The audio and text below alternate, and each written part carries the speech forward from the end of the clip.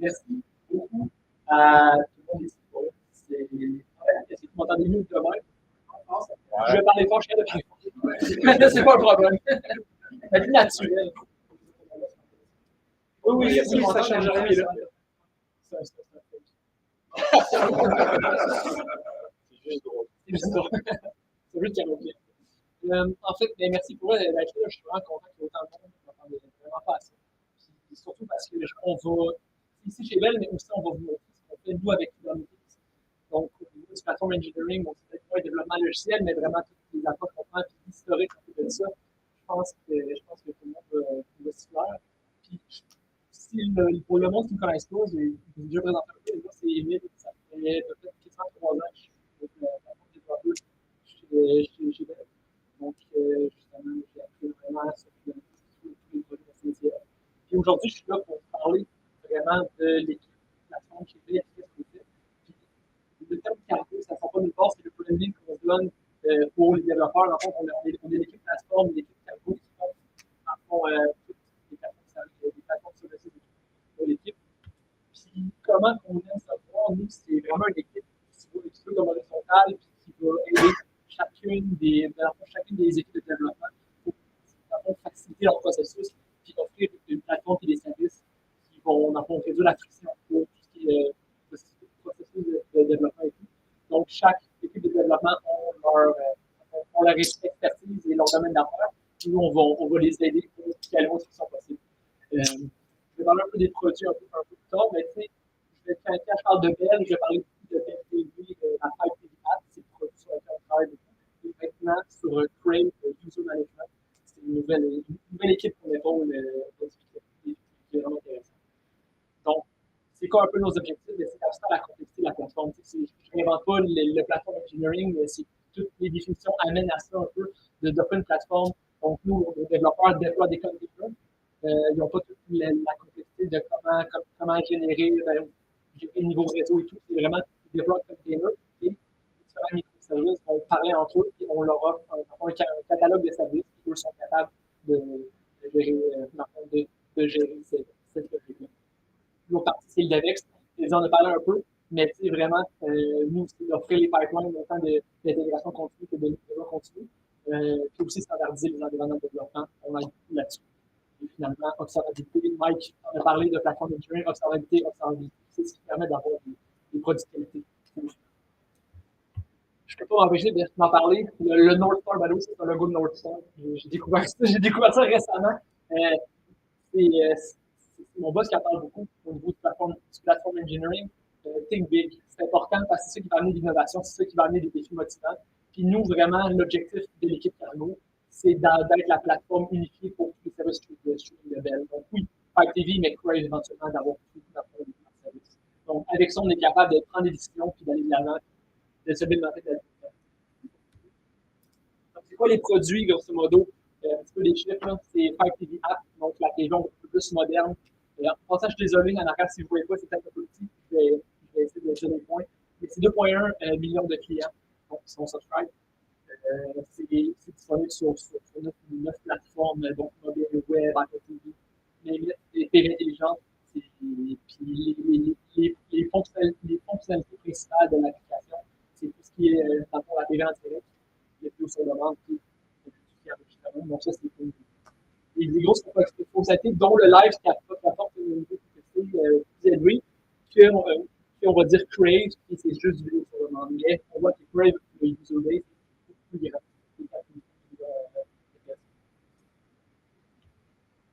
Dans un avenir un peu plus technique, ça ressemble à quoi vraiment? Tu sais, on a les clients, mais ça ressemble à quoi au niveau de la plateforme? Pour ce qui est de la TV, nous, ce qu'on supporte, c'est un amalgame de 161 microservices qui sont déployés sur la plateforme. Puis ça, qu'est-ce que ça attire? C'est 2,9 millions de requêtes par minute. Donc, par seconde, c'est environ 50 000 requêtes par seconde qui rentrent sur la plateforme en moyenne. Je vais en parler un petit peu pourquoi je parle de moyenne, parce que ça fluctue vraiment en fonction des périodes de la journée. Puis Crave, lui, vu que c'est juste la partie user management, c'est un peu moins parce que plus les sessions, c'est pas nécessairement le feed vidéo ou les recommandations et tout. C'est un petit peu moins, mais c'est quand même aussi des gros morceaux en tant que tel. Quand je parle de ça ressemble à quoi un peu le trend de viewership qu'on a, mais c'est vraiment des belles vagues de même qu'on a tous les jours. j'ai pas choisi cette image-là au hasard. J'ai pris ce moment-là, qui était notre plus gros événement, dans le fond, à vie pour la télé, pour faire TVA, qui était pour à peu près un mois pendant les World Series de baseball. On a atteint à peu près 725 000 clients qui regardaient justement la TV dans leur salon. Donc, il fallait pas que ça change. Donc, puis, qu'est-ce qui est vraiment intéressant? En fait, qu'est-ce qui est vraiment intéressant, nous, c'est les graphiques, c'est les prime time qu'on appelle ça.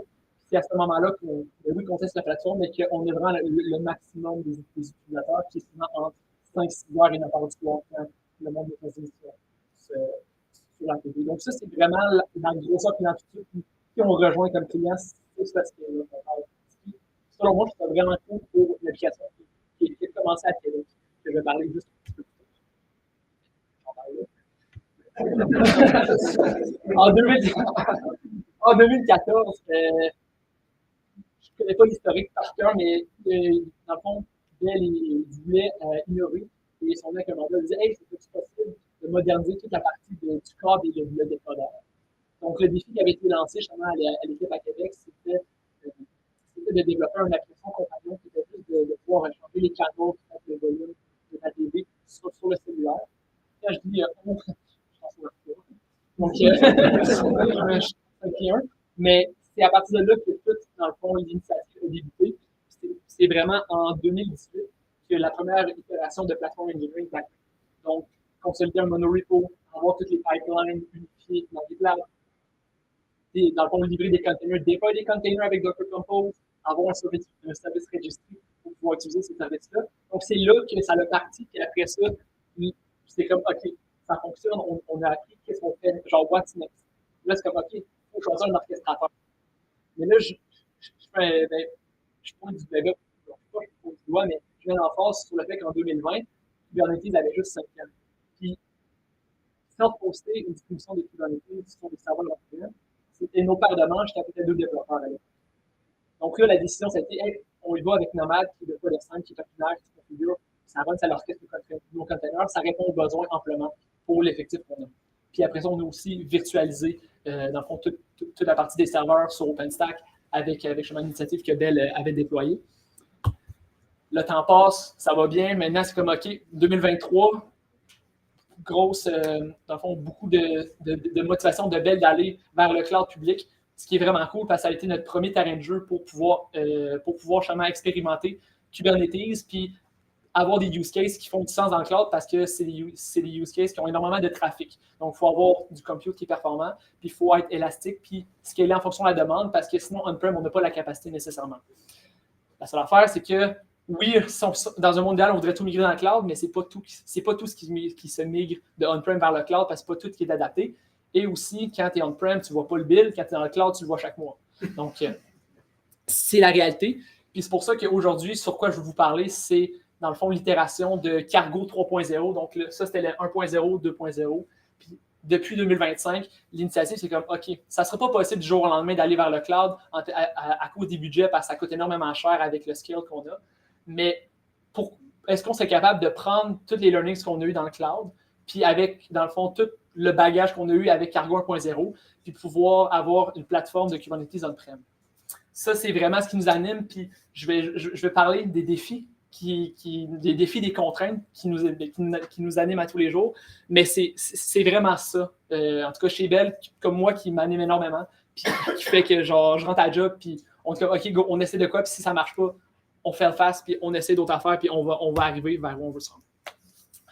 Donc, Cargo 3.0, c'est quoi les motivations? Pourquoi on veut tant aller vers là? Ben, c'est qu'en réalité, Cargo 1.0 avait oui, de la dette technique, mais il y a beaucoup de complexité associée à ça, puis beaucoup de connaissances est perdu au fil du temps.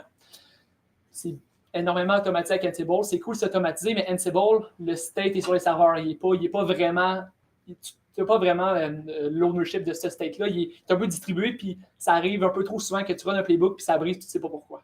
Donc, comment améliorer ça? Ça, c'est vraiment un objectif genre d'amélioration. Puis, on veut aussi simplifier, donc essayer de standardiser sur moins de technologies, puis des technologies plus robustes. Donc, quand on s'aligne avec les standards de l'industrie, bien, ça fait en sorte qu'on a des technologies qui sont plus sécures, plus robustes, mais aussi ça apporte l'innovation. C'est comme, OK, au moins, on prend quelque chose qui a été testé sur des scales semblables aux nôtres, puis on peut continuer à innover au-delà de ça, donc plugger d'autres technologies avec ou développer nos propres opérateurs si on a besoin. Puis c'est vraiment important. Ben, moi, je trouve ça vraiment important de le dire, mais juste pour l'onboarding. Onboarder quelqu'un sur une plateforme custom versus sur du Kubernetes, c'est pas la même game. J'ai fait les deux, puis c'est le jour puis la nuit, parce que la personne a ses repères, la personne comprend ce que tu veux dire, puis versus le custom, c'est tout, dans le fond, des choses qu'il faut que tu repars de zéro, puis que tu montes de A à Z. Donc, le juste milieu d'avoir, oui, une plateforme on-prem Kubernetes, c'est vraiment ce qu'on essaie d'aller chercher du point de vue de Bell. Donc, on a quelques petites contraintes. La première, c'est le réseau. Le réseau de Bell, OpenStack surtout, c'est à peu près 5 ans d'ouverture de firewall, de demande de routing dans différents réseaux de Bell dans une telco qu'on ne veut pas rebâtir, donc il faut rebâtir, il faut partir à partir de là. On n'a pas le choix. Sinon, si la TV, c'est un service qui est offert 24/7. On a zéro downtime, on ne peut pas avoir de maintenance window, c'est pas possible. Ça ne passerait juste pas. Donc, il faut avoir une migration qui est seamless pour les clients, peu importe le moment de la journée. Puis finalement, c'est un peu dommage, mais d'aller chercher des distributions, on va dire SaaS ou plus Cluster as a Service, je pense en même temps genre du JKE on-prem ou des fois du OpenShift, whatever, c'est plus compliqué à justifier quand, en ce moment, notre plateforme, elle nous coûte $0 du point de vue de la business, mais en réalité, là, c'est tout. Dans le fond, il faut payer des licences pour chacun des serveurs et tout. C'est difficile de justifier ça au niveau de l'entreprise. Donc, il faut essayer de trouver une entente pour avoir le juste milieu, pour avoir une technologie qui est robuste, puis qui coûte idéalement pas trop cher, pas plus cher que ce que ça coûte actuellement, qui est $0. Ce qui est dur un peu. Donc, le roadmap, grosso modo, ça ressemble à quoi les technologies? J'ai vraiment résumé parce qu'il y en a encore beaucoup plus sur le CMO en ce moment. HA Proxy pour l'ingress, Nomad l'orchestrateur, Consul pour le service discovery. Ça roule sur du Red Hat Linux Enterprise. Puis vers où on veut s'en aller? Envoy Gateway pour toute la partie de l'ingress. Le Cert Manager, ça c'est magique. Depuis qu'on a ça, là, c'est wow. C'est incroyable. Flux, Istio, Cilium. Puis après ça, peu importe si tu roules sur du on-prem, sur GKE, ben, au moins, dans le fond, ta couche plateforme, c'est la même. Donc, tu réduis, dans le fond, le spread technologique, tu centralises sur de quoi qui fonctionne, puis après ça, tu déploies tes plateformes où tu en as besoin. Que ce soit dans WS après ça, au moins, tu as ton core qui fonctionne. Donc, c'est quoi les challenges? Donc, accrochez-vous, c'est pas si pire, mais c'est le premier gros challenge qu'on a, puis c'est pas pour rien que je parle du nombre de requêtes par minute qu'on a, c'est de comment migrer l'ingress d'une plateforme TV sans downtime. Je vais essayer de vous expliquer comment on est setupé, un peu l'architecture en ce moment, puis vers où on veut s'en aller, mais c'est pas simple. Puis, dans le fond, j'ai un diagramme qui est simplifié, puis l'autre qui est un peu plus proche de la réalité. Mais on va dire qu'on a on-prem, on a le cloud, puis on a la zone de l'Internet que nos clients sont là. Super simple. Au niveau justement de nos différents sites, on-prem, on a 3 sites. Et dans le cloud, on a 2 régions qui est les zones, on ne les comptera pas, mais c'est 2 régions. La beauté de ça, c'est que, OK, on a nos sites maintenant, comment on fait pour qu'un client puisse avoir une requête? Qu'est-ce que tu mets devant pour que tu puisses round robin de la charge?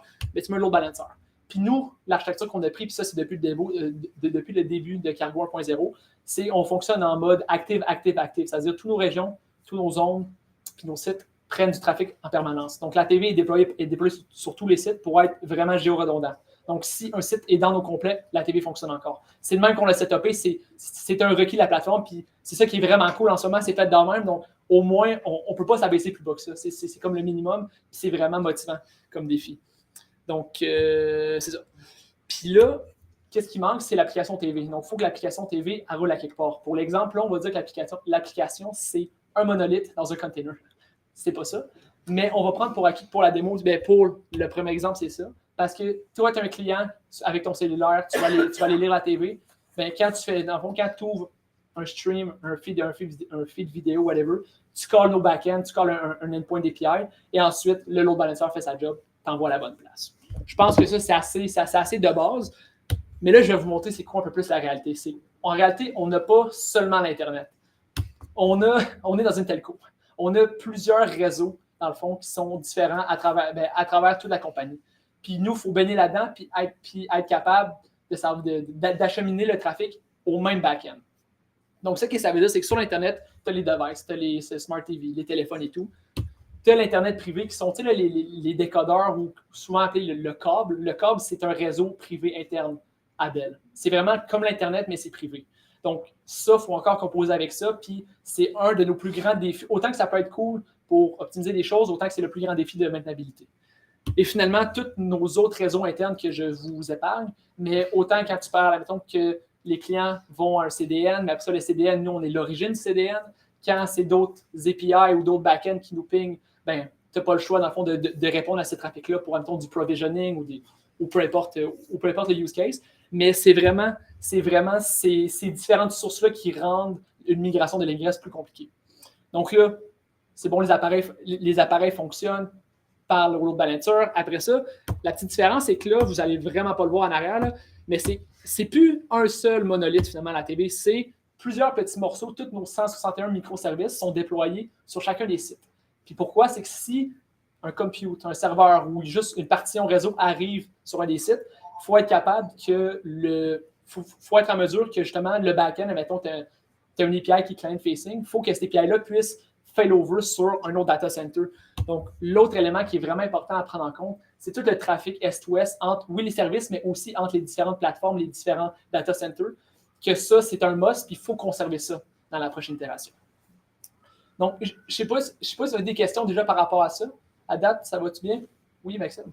C'est un load balancer, genre across on-prem puis cloud, ou c'est comment vous les connectez? J'ai simplifié ça. On a des load balancers, dans le fond, entre le cloud et on-prem, il n'y a pas juste des load balancers, il y a genre une coupe de firewall à passer au travers. Là. Mais admettons, oui, on a un internal load balancer, dans le fond, qui permet entre on-prem et le cloud, puis vice-versa. Ouais, vice-versa. Oui, mon cher, au fond.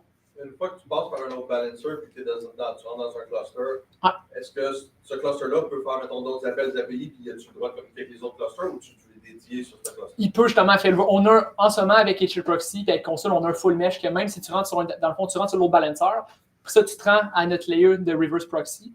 Il arrive de quoi? C'est vraiment de anormal.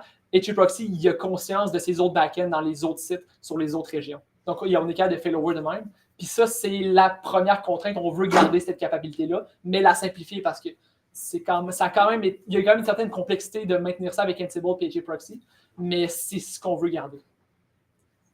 Parfait. Donc, pas d'autres questions pour le moment. Maintenant, le bout qui est vraiment intéressant, selon moi, là, par rapport à la présentation de la CNCF, c'est comment est-ce qu'on a pallié à ça. Puis ça a été beaucoup de recherches, beaucoup de tests, des hackathons, des longues nuits aux petites heures du matin, justement de voir c'est quoi les technologies qui sont le plus utilisées et qui ont été éprouvées. Puis comment on a pu résoudre ça, puis on l'a testé, puis ça fonctionne. C'est d'utiliser, premièrement, Cilium pour juste connecter tes clusters ensemble, créer un flat network pour qu'un pod dans un cluster A puisse router un pod dans un cluster C et peu importe les clusters. C'est vraiment, dans le fond, c'est Cilium utilise un VXLAN pour venir créer cette connectivité-là. Ça, c'est comme, fine, ça fonctionne. What's next? Là, c'est comme, OK, là, ils peuvent se parler ensemble, mais comment est-ce que quand une requête rentre, par exemple, sur un site, puis le pod, ça tombe qui est down parce que l'appliance ou le serveur est dans le fond, il est down. Comment est-ce qu'on fait pour avoir cette logique-là? Mais c'est là qu'Istio, il vient jouer en ligne de compte parce que lui, il maintient un service registry global dans le fond, à tout son mesh, donc au mesh multicluster Istio. Et avec ça, lui, il est conscient de savoir que moi, j'ai un service qui a le même nom dans les 3 data centers. Voici tous mes endpoints. Je préfère localement, tu sais, pour éviter la latence, tu vas préférer le même site. Mais si jamais ce pod-là est down, je suis capable de failover. Puis on l'a testé à maintes reprises, puis ça marche pour elle, ça marche vraiment bien. Puis comment le faire fonctionner, c'est que tu fais juste taguer tes nodes, ta région, puis lui fais ça magiquement avec un petit destination rule. Ça marche magiquement. C'est vraiment, vraiment cool. Donc, je vous ai parlé du cas du multicluster. Et ensuite, Istio, c'est un service mesh. Il fait toute la partie sécurité, MTLS, Authorization Policy. Après ça, le circuit breaking. Nous, on a une solution en ce moment pour Cargo 1.0 qui est un genre de service, un genre de sidecar container custom. Mais Istio vient justement remplacer ça puis répondre à toute la logique de circuit breaking. Envoy Gateway, lui, à quoi il sert? C'est pour remplacer HAProxy parce qu'on a beaucoup de logique qui a été mis au niveau des HAProxy. On l'utilise comme un API Gateway. Donc, il faut avoir un équivalent et même meilleur. Ce qui est vraiment cool, c'est qu'avec Envoy Gateway, tu peux facilement faire du Global Rate Limiting. Tu déploies un Redis, tu fais ton Global Rate Limiting. C'est super déclaratif. Ça marche vraiment bien. Tu peux faire des health checks, dans le fond, sur tes backends plus puissants. Tu peux, je pense que tu peux t'authentifier avec genre des tokens JWT directement dans l'API Gateway. Mais la fonctionnalité qui nous intéresse le plus, nous, c'est qu'Envoy Gateway supporte, oui, les services Kubernetes, mais surtout des services, dans le fond, qui sont à l'extérieur de Kubernetes. Puis ça, c'est l'élément qui nous a fait choisir un peu cette techno-là, parce qu'avec ça, on va être capable de pouvoir faire une migration graduelle de nos services. Parce qu'on va prendre l'exemple, un endpoint, un hostname, que tu dis, OK, mais mon hostname passe par HAProxy. Mais là, on va être capable facilement de dire, OK, bien, pour le moment, ce hostname-là, on va dire, hey, va-t'en sur Kubernetes, fais la TLS termination là. Après ça, si le backend est dans Kubernetes ou non, renvoie le trafic sur Nomad directement ou envoie-le à un service Kubernetes. Donc, vraiment, avec ce backend-là, ça nous a permis de tester et de voir que ce genre de gradual rollout va fonctionner. Puis après ça, tu peux choisir tes poids. Tu peux mettre 1% pour le trafic pour tester un petit subset de clients. Mais c'est vraiment ça qui nous a confirmé. Puis la loop end-to-end fonctionne. En ce moment, on est en train de faire soaker le trafic en lab pour prendre la confiance sur la logique qu'on a implémentée. Mais les next steps, c'est 2026, on fait la migration. Donc ça, c'est le premier challenge. Le deuxième, peut-être ça va créer un petit peu plus de bruit. On a décidé de migrer de Argo CD à Flux. Pourquoi moi j'adore Argo CD, j'aimerais ça, mais il y avait un élément qui répondait pas à notre besoin, c'est qu'Argo CD ne permet pas d'avoir une dépendance sur deux applications distinctes. Donc, admettons que tu déploies une application qui est pour ces deux services, un sidecar, une petite BD dans le même déploiement, tu peux avoir des sync waves qui vont fonctionner, puis tu vas pouvoir dire, ben, ça, tu déploies ça en premier, sans deuxième, sans troisième. Mais quand tu as deux applications distinctes, qui sont deux déploiements, tu ne peux pas avoir ce genre de dépendance-là. Puis nous, dans le cas de notre plateforme, tant qu'à faire un revamp, on veut être capable d'éventuellement offrir des... Le end goal, ça serait d'offrir du cluster as a service, qu'une équipe a besoin d'un cluster pour un certain produit. On peut leur provisionner et ensuite, tout se provisionne de façon séquentielle dans le bon ordre et ça fonctionne. C'est-à-dire qu'il n'y a aucune intervention. Puis avec Argo, ce n'était pas possible de le faire. Puis juste pour vous donner un exemple, si tu dis, OK, moi mettons, j'aurais le goût d'avoir un Envoy Gateway pour exposer mon application à l'externe. Mais là, je suis comme, mais ça, c'est vrai, j'ai Istio. Il me faut Istio pour avoir du service mesh. Mais Istio utilise Cert Manager pour gérer ses PKI, c'est vrai. Mais Cert Manager utilise des secrets dans Vault. Donc là, tu viens de créer toute cette chaîne de dépendance-là, que si ce n'est pas déployé dans le bon ordre, dans le fond, Argo CD, lui, il va juste être en erreur tout le long. C'est ça qu'on a expérimenté, que quand on détruisait le cluster de lab, on disait, on va leur build avec Argo, ça ne fonctionnait pas. Donc, voilà le pourquoi de cette transition-là. Donc, qu'est-ce qui est nouveau? C'est un mode de déploiement différent. Argo, on avait le pattern que tu as un Argo pour tous tes clusters de lab. Tandis que là, Flux, c'est un déploiement par cluster. Maintenant, on a accès à du customize qui est vraiment cool parce que tu peux seulement les patcher ce que tu as besoin d'aller modifier pour la plateforme. Puis, tu peux leverager le dependent de FluxCD, puis ça marche vraiment bien, honnêtement. Donc là, ça, c'est nos plus gros challenges. On en a eu d'autres, je ne vous cacherai pas. Ça fait un an qu'on travaille là-dessus à quelques gars. Ça nous anime beaucoup, mais c'est des challenges qu'on réussit à trouver des solutions parce que justement, il y a la communauté, il y a des projets qui ont été faits pour ça. Mais là, on est encore dans les débuts, on en a d'autres challenges, puis on les voit venir, puis on essaie de les voir venir avant qu'ils arrivent, idéalement. Le premier, c'est de migrer l'ingress. On va se croiser les doigts que ça marche bien. 2026, ça va être une grosse année, mais j'ai bien hâte de voir comment ça va aller, puis de faire cette transition-là, simplifier dans le fond la partie HAProxy pour avoir du Envoy Gateway.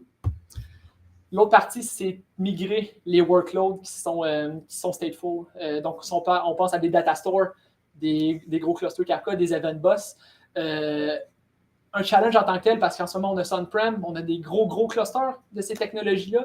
Donc, migrer ça, simplifier ça dans Kubernetes, on a hâte de voir ça va être quoi. On recherche les bonnes solutions, mais un grand défi, c'est qu'il n'y a pas beaucoup de technologies ou des opérateurs qui sont multi-cluster aware. Souvent, les meilleurs offerings, c'est les SaaS, mais à notre scale, ça coûte cher. Puis en ce moment, ça coûte théoriquement rien encore on-prem. Donc, c'est pour ça qu'il faut s'asseoir, il faut voir c'est quoi le meilleur moyen pour simplifier aussi ces technologies-là. Moins d'Ansible encore. Et finalement, ça, c'est juste un dernier petit challenge, mais je pense que c'est une question que tous les plateformes engineers se posent. C'est quoi la meilleure interface qu'on peut offrir aux développeurs? T'sais, on veut leur abstraire le plus Kubernetes, mais on ne veut pas non plus les bloquer. Donc, comment est-ce que tu fais pour leur donner la bonne interface pour qu'ils puissent configurer du circuit breaking, qui peuvent configurer leur sécurité ou du MTLS au niveau de la communication avec un third-party API, sans nécessairement avoir toute la complexité de Kubernetes puis un Helm chart au complet. Donc, on pense à ça, on essaie des choses. Est-ce que Score, justement, Mathieu, qui est un maintaineur du projet Score, est-ce que Score pourrait venir combler nos use cases qui sont très complexes? Un complexe, moi, ça a été particulier, un complexe d'interface utilisateur. Mais, ou sinon, je pense aussi que ça commence à être à la mode un peu des OCI bundle, donc tu packages tes fichiers de configuration avec ton application, puis après ça, tu déploies ça. Tu as comme tes versions, puis tu peux juste jouer avec ça. On a du tooling à l'interne qui le permet. Mais c'est un peu là-dedans qu'on voit venir, puis les gros défis qui vont nous animer en 2026. Mais le but de la présentation, c'était de vous montrer ce qu'on fait. Je pense qu'il y a beaucoup de valeur à, oui, venir ici, mais à montrer pour une entreprise pour, après ça, créer des discussions, dire « Hey, c'est vrai, je n'avais pas pensé à ça, c'est une bonne question. » Puis si on se voit en 2026, je vais vous dire si ça a marché ou pas. On est ça. Mais merci beaucoup, sérieusement. Puis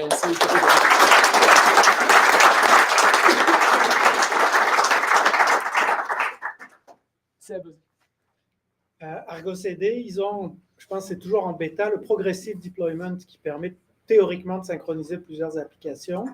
Je n'ai jamais essayé. Avez-vous essayé? On l'a vu un peu, mais c'est quand même nouveau, je pense, aussi, ou en tout cas, ça fait longtemps que c'est en bêta. Ça fait longtemps que c'est en bêta.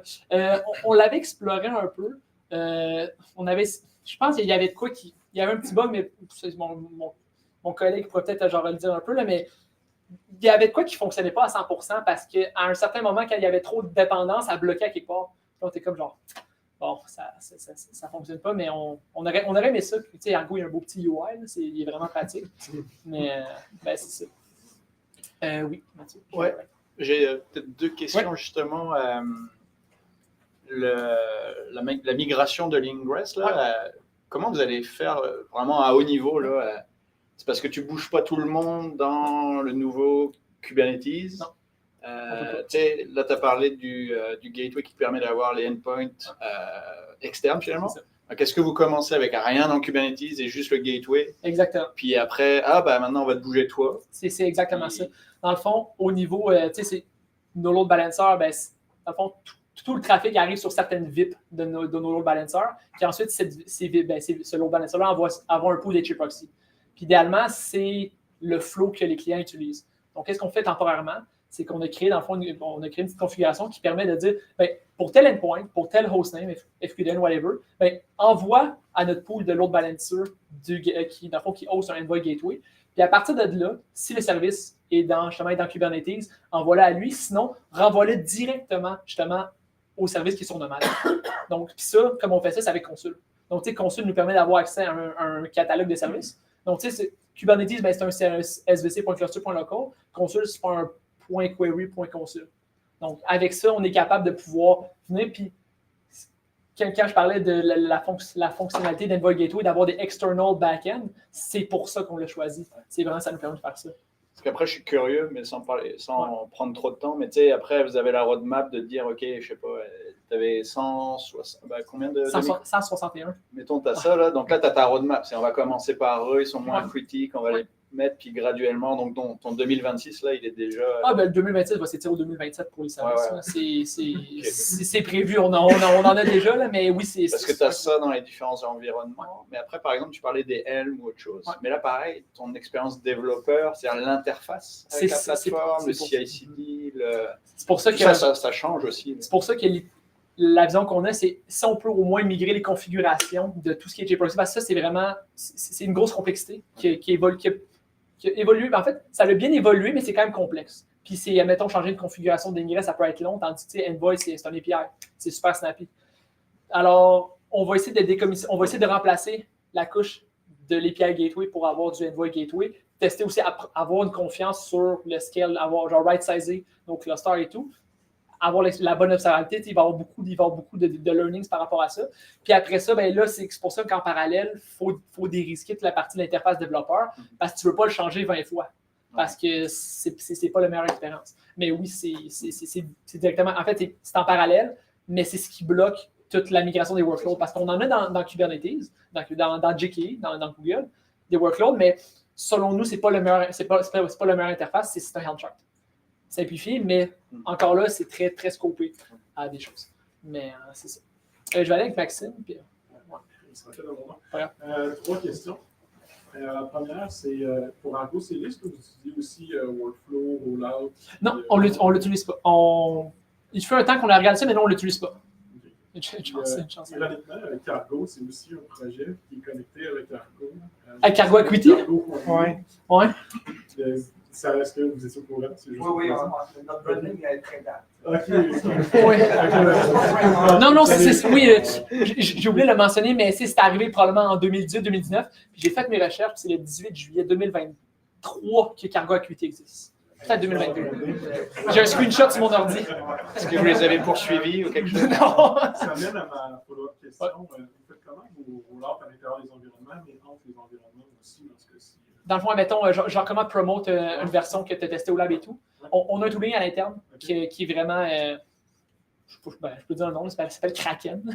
Mais dans le fond, c'est vraiment lui qui détient la version de tous les microservices en fonction vraiment de ton environnement. Puis après ça, le développeur, lui, facilement, il choisit la version que quand il a mergé sur le master, ça lui builder l'image, builder la bonne config. Ça sélectionne, puis quand il est prêt, il promote ça, puis ça le déploie en production. Exactement. La dernière question, c'était en lien avec ce que tu faisais comme commentaire avec M-Shark à la fin, si tu n'en avais pas besoin avec ton Flux, tu parlais de Customize. C'est parce que les M-Shark, vous trouvez qu'il y a trop de problématiques avec ça, ou c'était vraiment pour ton interface? Customize, en faisiez-vous avec Argo? Écoute, moi à la base, chez nous, j'utilise des M-Shark et j'ai aucun problème. C'est juste que c'est facile de ramener beaucoup de complexité de toute la configuration Kubernetes dans un Helm chart. Quand justement tu as des use cases plus complexes, d'aller, mettons, si tu veux faire du circuit breaking, c'est quoi la bonne approche? Mais en même temps, c'est que Customize, lui, tu vas avoir une certaine duplication parce que, encore là, c'est que ça dépend si tu utilises un Helm chart et tu customises par-dessus. Mais mettons, nous, pour l'infrastructure, c'est qu'on. Quoi? Ben, c'est ça, c'est que des fois, les patchs, tu te dis, ben, je vais dupliquer ça, puis je vais patcher telle affaire pour aller vraiment avoir la bonne configuration.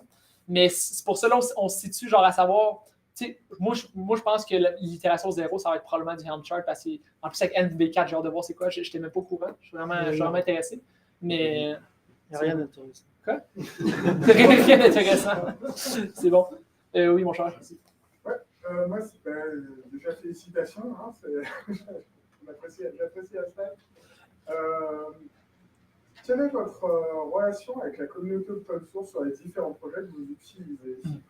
Vous consommez les artefacts qui sont produits par la communauté ou vous compilez vous-même? Je vais prendre mon script Bell. Nous utilisons. C'est une très bonne question. Écoute, moi, j'aimerais énormément ça, contribuer dans Metalib, tout ça. C'est dans les plans, c'est sur mon roadmap personnel.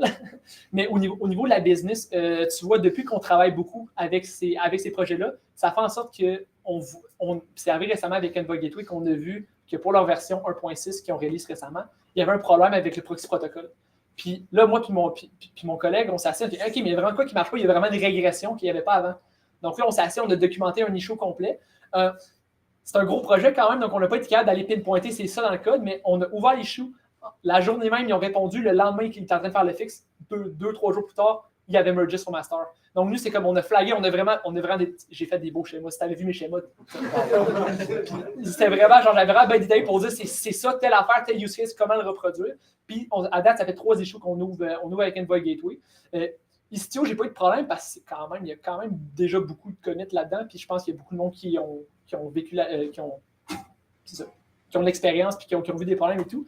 Mais pour le moment, je pense que la façon qu'on peut redonner puis qu'on veut contribuer, c'est au moins en testant leurs affaires puis avec un certain scale qui est intéressant. Puis après ça, ben, je sais que Cilium Bell est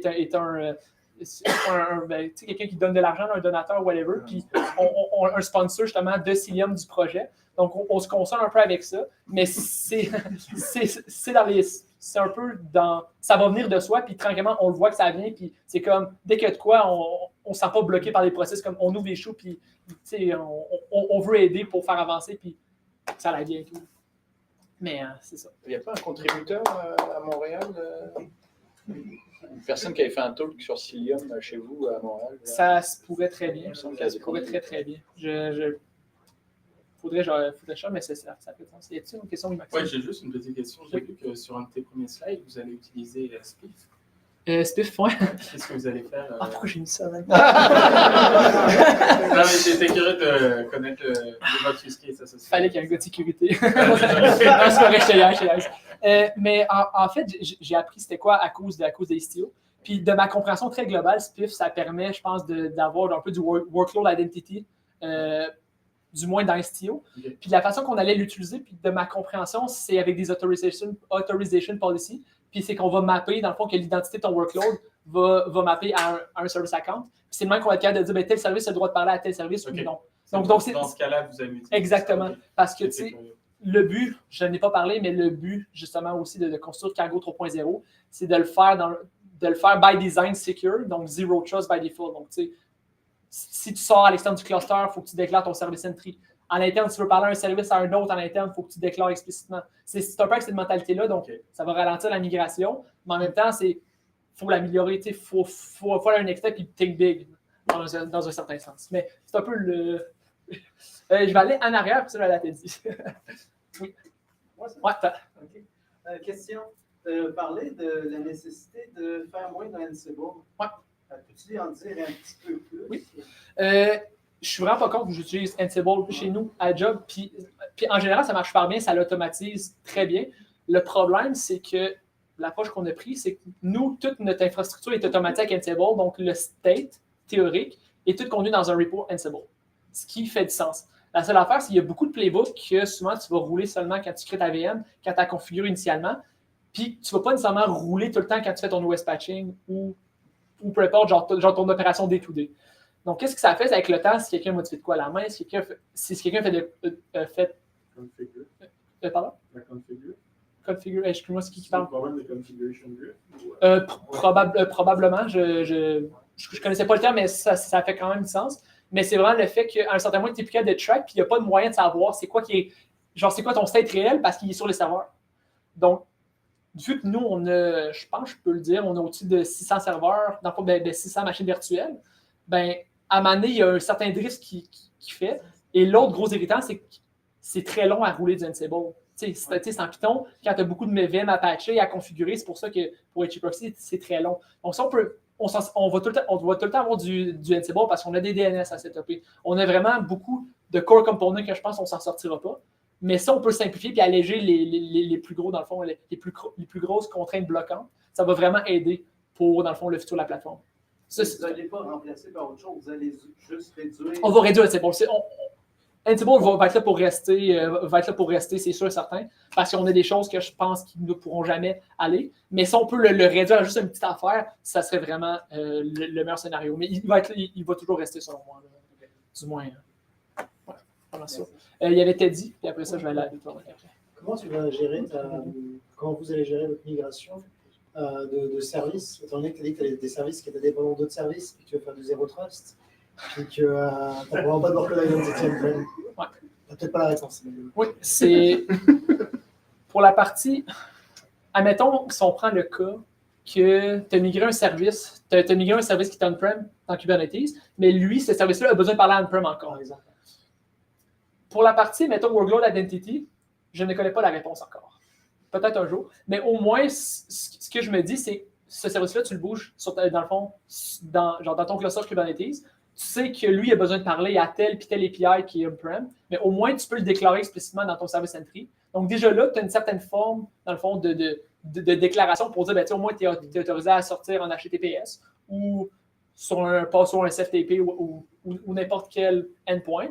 Donc, tu as cette déclaration-là. Puis là, je ne sais pas comment ça va marcher parce que aussi, je pense qu'on peut être en mode permissive. Ici, on n'est pas obligé de day zero de dire, si tu sors à l'externe, il va juste en HTTPS ou pas en MTLS Istio, admettons.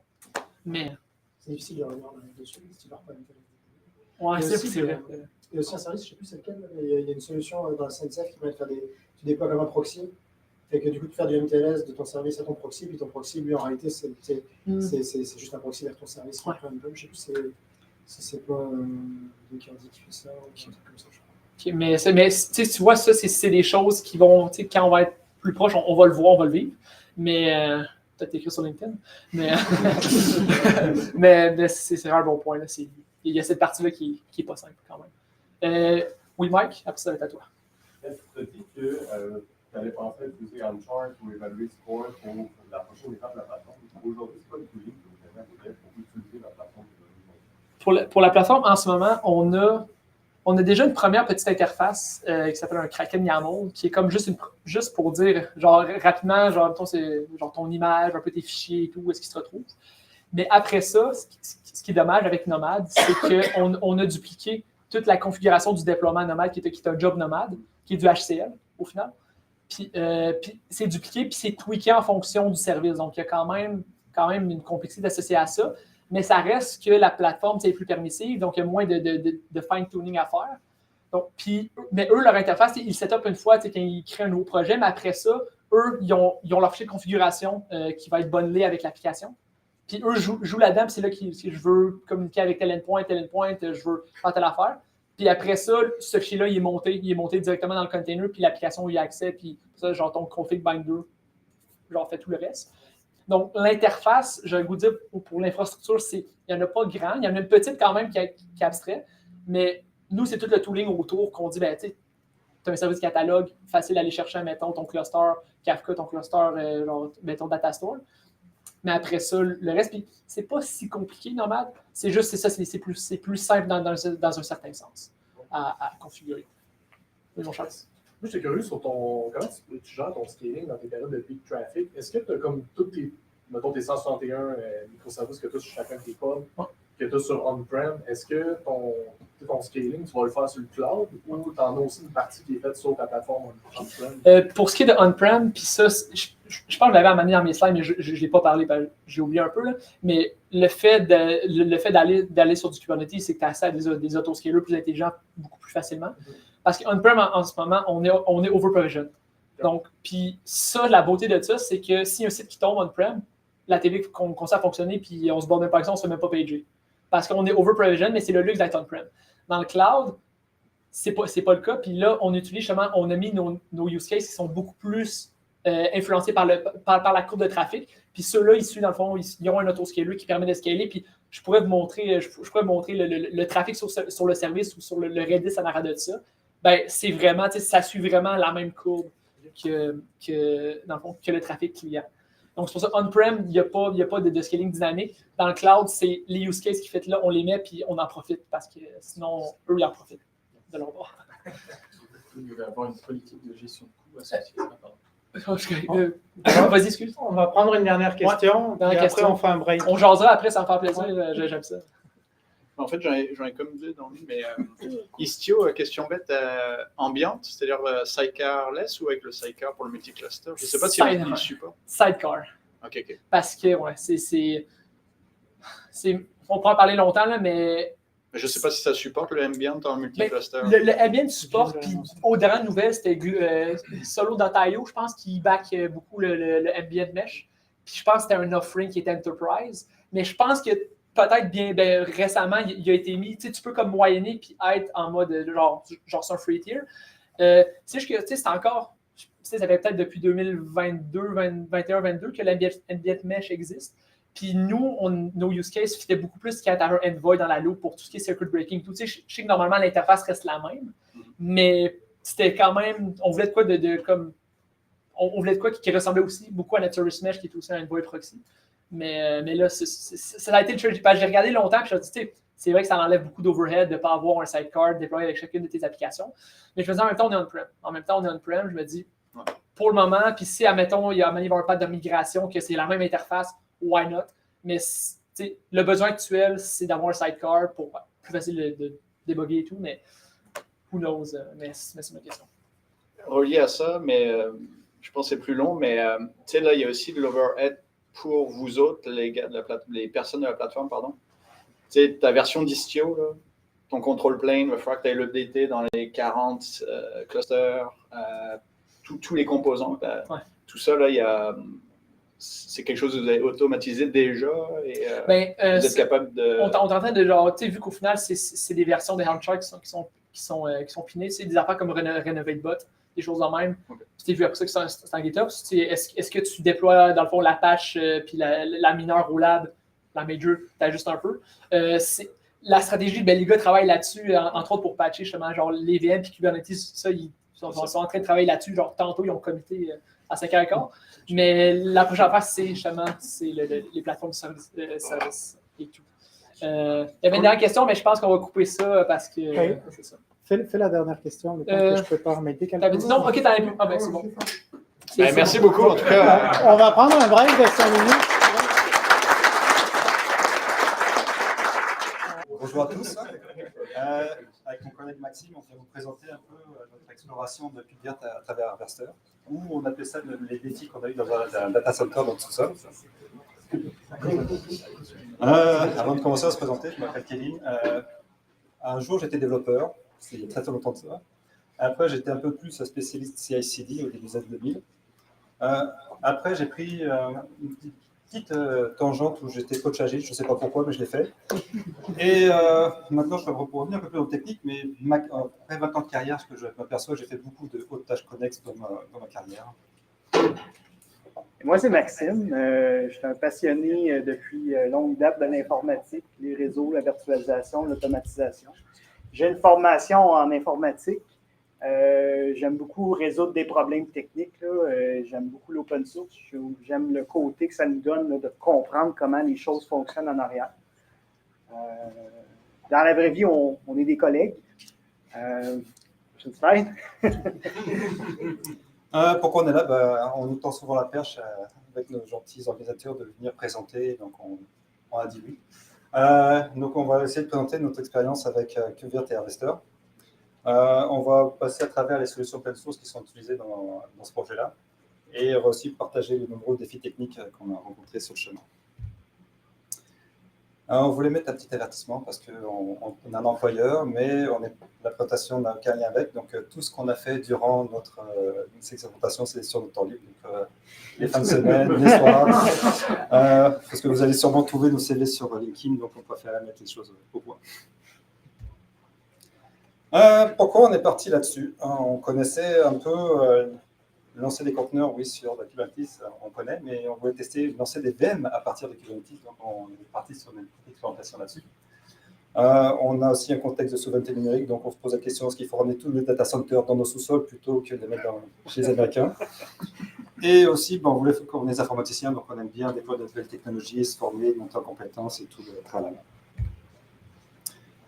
Pour y parvenir, on a ciblé KubeVirt pour lancer ces fameuses VM dans Kubernetes.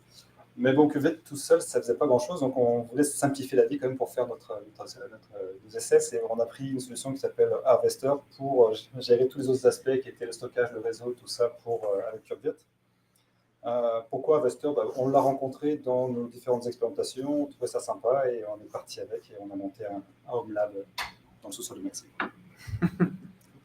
KubeVirt rapidement, donc je ne sais pas si tout le monde connaît, mais c'est juste une extension on va dire que c'est une extension pour Kubernetes au niveau là, pour exécuter une machine virtuelle avec comme des conteneurs de certaine manière. Ça introduit des nouveaux objets de CRD, donc un objet par exemple qui va être Virtual Machine qu'on va voir plus tard, et ça vient utiliser des couches dans Linux avec libvirt et QEMU. Et enfin, on va pouvoir gérer des VM à partir des API Kubernetes comme on gère les autres workloads dans Kubernetes.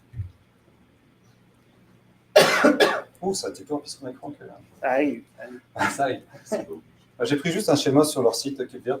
Grosso modo, on a tout ce qui est gris, c'est ce qui vient avec KubeVirt en plus de Kubernetes. Donc, on a côté control plane un Virt controller et un Virt API pour toute la gestion. Du côté des nœuds, on va se retrouver avec un Virt Handler dans un daemon set pour lancer communiquer avec le Virt Launcher, qui va communiquer avec le libvirt et enfin lancer la VM dans QEMU. C'est simple. Harvester, donc c'est quoi Harvester? Pour ceux qui ne connaissent pas, c'est une solution hyper convergée et open source pour gérer donc, tout ce qui est calcul, stockage, réseau dans une même solution. Ça peut être vu aussi comme une collection de projets open source. Donc, c'est plusieurs projets open source qui ont été mis dans une solution pour offrir cette solution hyper convergée. Et pour aussi, c'est la version SIM de SUSE Virtualization. Donc, ce qu'on retrouve comme principaux projets open source derrière dans Harvester, on a RKE2 qui va être la partie Kubernetes pour orchestrer le KubeVirt. Donc, Longhorn pour tout ce qui est la partie de stockage distribué au niveau de la solution. Prometheus et Grafana parce qu'il faut des métriques dans une solution pour savoir qu'est-ce qui se passe avec nos VM. Et une version un petit peu adaptée de Rancher pour avoir une interface simple et facile à utiliser. Ça aussi, c'est encore pris sur un site. Je ne sais pas moi qui dessine parce que je ne forme pas bon en schéma. Donc là, c'est un peu simplifié. Donc, on a deux nœuds physiques en bas sur lesquels il y a une distribution Linux normale parce qu'on lance Kubernetes par-dessus.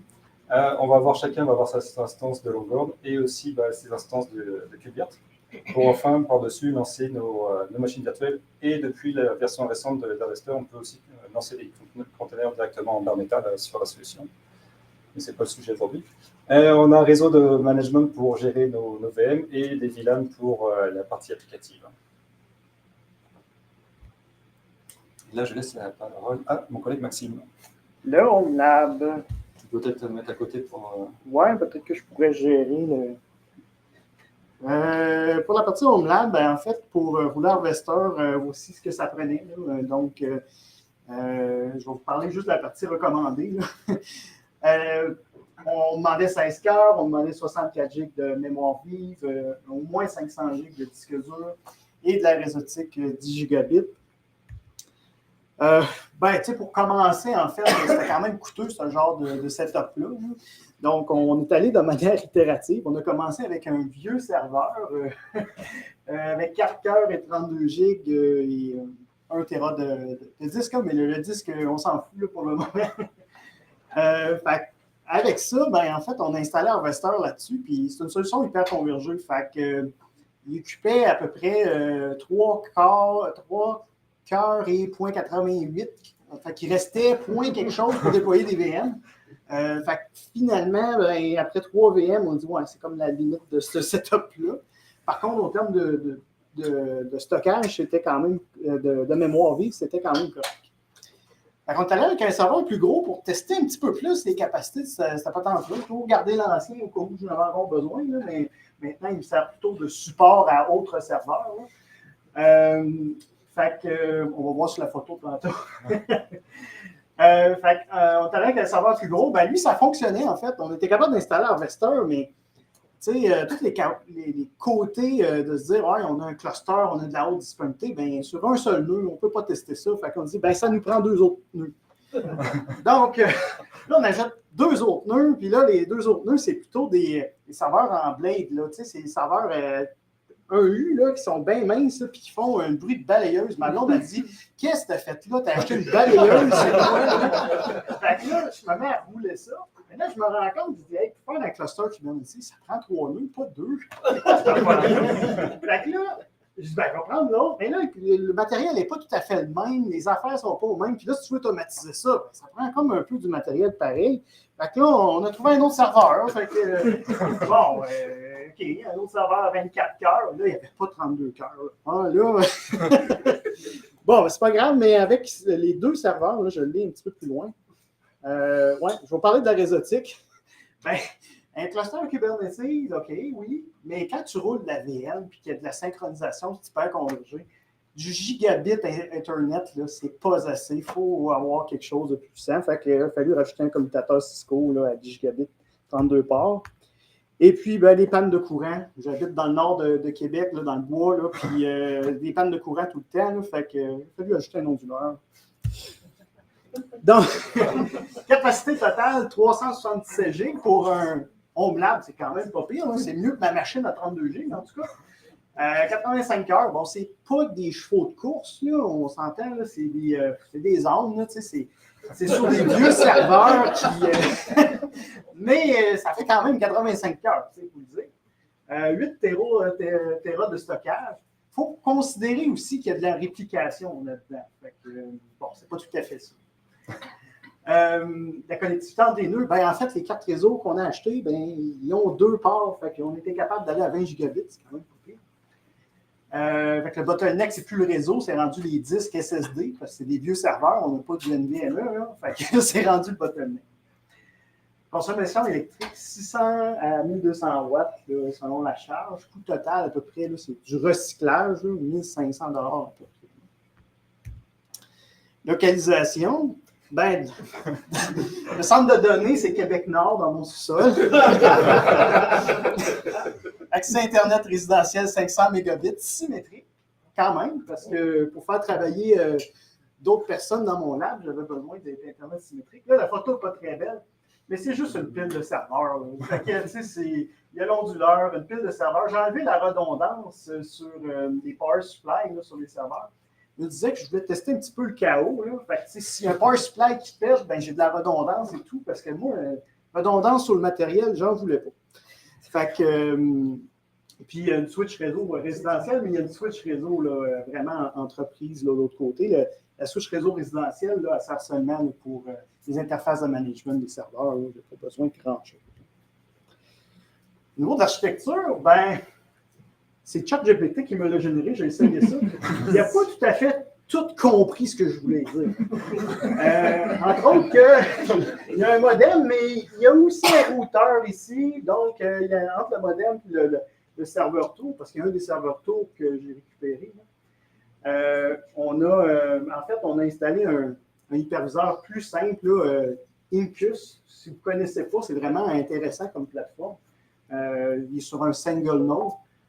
Ça aurait pu être l'objet du talk aussi, parce que c'est quand même un bon produit qu'on pourrait peut-être l'utiliser, mais bon. Fait que là-dessus, qu'est-ce qu'il y a? Ben, il y a toute la partie fondation réseau. Là. Il y a OpenSense pour tout le firewall, du NFS, du S3 pour des backups, DHCP, PXEBOOT pour automatiser le reste du provisionnement là, du cluster. Et il y a aussi Wireshark pour VPN là, pour être capable de le démontrer aujourd'hui, puis d'autres personnes qui puissent travailler dans Si personne se prend le pied chez toi dans les films. Oui, exactement. Puis l'autre chose aussi qui est à dire, ben, le lab il est complètement isolé. Donc, c'est sûr que quelqu'un qui accède à mon lab, ben, il n'accède pas à mes ordinateurs personnels. Puis il n'y a rien de personnel dans ce lab. Notre bilan. Donc, je vais vous parler du bilan du Home Lab, les défis qu'on a rencontrés, Harvester en tant que tel, et sur la technologie que veut.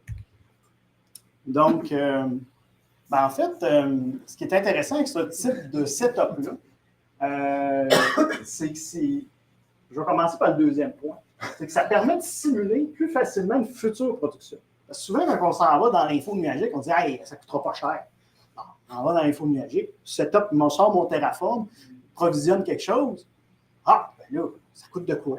On va l'enlever. Donc là, le lendemain, tu dis « Ah, il faut que je refaire mon setup. » Mais tu n'as pas de données là-dedans. Là. Tu flushes tout haut tes affaires, tu testes tes affaires, tu n'as pas de métrique. Tu n'as pas de méchant à cœur non plus, tu sais. Parce que tu fermes ton environnement à la fin, il ne profite pas de tes journées de congé là, pour. C'est sûr que quand tu as un environnement permanent, c'est le genre de setup que tu vas avoir vraiment un petit peu plus de la production. C'est sûr que ce n'est pas de la production, mais on se rapproche un peu plus. C'est moins facile, par contre. Hein. On s'entend que tout ce hardware-là, ça prend quand même certaines skills. Puis là, hardware, j'en reparlerai plus tard. Là, c'est vraiment chiant. C'est un setup qui est difficile à éteindre, à repartir, synchroniser, tout ça, là, parce que les disques et tout ça, là, c'est vraiment. Puis je dirais aussi, les pratiques d'infrastructure as code, quand on est dans un lab, c'est vraiment intéressant parce que tu veux détruire, créer tes affaires, puis tu ne veux pas passer ton temps à faire clic. Là, fait que, au début, tu commences, tu dis, je vais en faire un petit peu. J'ai cliqué dans l'interface. Non, il faut que tu ramènes, puis tu automatises, tu ramènes, puis tu relances. À un moment donné, tu te dis, là, il faut tout que je crappe, puis que je recommence. Fait que tu t'assures que ce que tu as fait, ta documentation, est bien faite. Défis rencontrés. Du vieux matériel, ça vient avec des problèmes. Problèmes de firmware. Les firmwares ne sont pas à jour. Ça prend du temps à démarrer des serveurs. Là. Je ne sais pas si vous avez c'est pas des serveurs virtuels. Là. C'est genre 15 minutes à démarrer le firmware du RAID, le firmware de ci, le firmware de ça, ça ne finit plus. Là. Fait que, quand tu te démarres, il faut que tu sois sûr de ta shop, là, surtout dans le provisionnement automatisé. Des problèmes d'alimentation, firmware, de disque aussi, quand un disque commence à faire de la merde, ben là, tu te dis, ouais, c'est quoi qui ne marche pas? Bon. Sur de la réseautique, ben, la réseautique, c'est chiant. Quand ça ne marche pas, ben, ça ne marche pas. Puis il faut que tu comprennes comment ça marche derrière. Là. Fait que j'ai dû apprendre à configurer du Cisco aussi. Là. Fait que, bon. Sinon, consommation électrique, ben, on a parlé un petit peu tantôt du coût d'acquisition, mais il y a un coût pour ça. Là, 600 watts à 1200 watts, c'est 1,44 à 2,40 par jour. L'été, ben, il faut climatiser. Mon sous-sol, il n'a jamais été chaud de même. Là, fait que l'été, je climatise, fait que ça s'ajoute au coût. L'automne, je ventile, donc j'ouvre les fenêtres. Et l'hiver, ben, ça chauffe. Fait que présentement, il n'y a aucun chauffage dans mon sous-sol. Toutes les affaires alimentent ça. Fait que, rendu aujourd'hui, je dirais que le coût en électricité est pratiquement nul. Mais ce n'est pas l'hiver à l'année. Il y en a qui pourraient dire malheureusement ou heureusement, mais bon. Bon, ça décale un petit peu. C'est un peu drôle, ça. Oui, bien c'est ça. Il faut quand même porter plusieurs chapeaux, là, mais l'IA générative fait quand même un bon travail. Tu peux y exposer des problèmes. Tu te poses un peu quoi regarder. Évidemment, il ne faut pas compter que là-dessus là, pour tout résoudre tes problèmes. Là. Ils t'inventent des affaires. Vous le savez plus que tout le monde est au courant. Là. Harvester en tant que tel, c'est intéressant parce que c'est un appliance. Hein, c'est facile à installer en quelque sorte. C'est pas tant facile à opérer. La solution n'est pas toujours mature. Il y a certains éléments. Les GUI, il ne faut pas utiliser ça. Si on se met à utiliser les GUI et on pense que ça fait tout bien en arrière, non, il faut vraiment y aller le plus à ce code possible. Même il y a des affaires qui ne supportent pas vraiment là, via les GUI. Le GUI d'installation, il n'est pas terrible. Par contre, c'est quand même bien documenté leur produit. Les procédures, les problèmes qu'on a rencontrés, les bugs. En fait, tu penses avoir pogné un bug, tu cherches sur GitHub. Ah, OK, il y a un workaround. Ah, c'est intéressant. Fait que sinon, qu'est-ce que. Ben, hyperconvergence, parlons-en. Ben, on a testé un petit peu le chaos avec 3 nœuds. Ben, on va enlever un nœud. Ça rote un petit peu. Peut-être qu'il manquait de nœuds, là, mais c'est que ça fait des réactions en chaîne, en fait, quand on perd tous les services d'un coup, là, c'est un petit peu pénible là, sur les services en arrière. Mais c'est qu'un lab, là, mais en tout cas, bref, il faudrait peut-être mettre ça un petit peu plus à haute échelle pour. Maintenant, KubeVirt. Ben, on comprend que Kubernetes, c'est fait pour tourner des conteneurs qui sont éphémères, légers, souvent stateless. VM, c'est lourd, c'est persistant, ça a un état fort. Au niveau des réplicas, ben, des conteneurs, en Kubernetes, c'est réplica natif, pas d'interchangeable, mais une VM, pas vraiment. Une VM, c'est vraiment des instances distinctes avec leur propre stockage.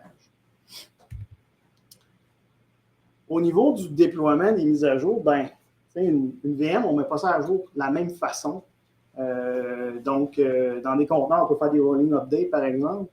Dans une VM, non. En fait, il faut même l'outil dit on orchestre des conteneurs, puis avec ça, on peut orchestrer des VM. Pas tout à fait. Là. Je pense qu'il faut plutôt combiner ça avec Terraform puis Ansible. L'entretien des nœuds.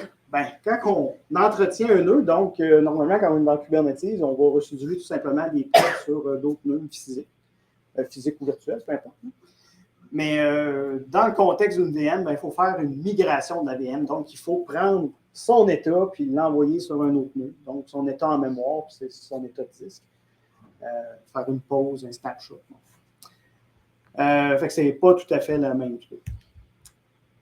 Ben, puis au niveau réseautique, ben, des VM, on peut avoir plusieurs cartes réseau. C'est des méthodes d'intégration un petit peu plus complexes, là, des affaires comme Multisus, Bridge, MacVLN, je ne sais pas trop. Tandis que dans un conteneur, ben, c'est plus simple. On parle d'un CMI simple avec une adresse IP par pod. Maintenant, la démo. Je vais laisser Kevin faire la première partie. Yes. Ah.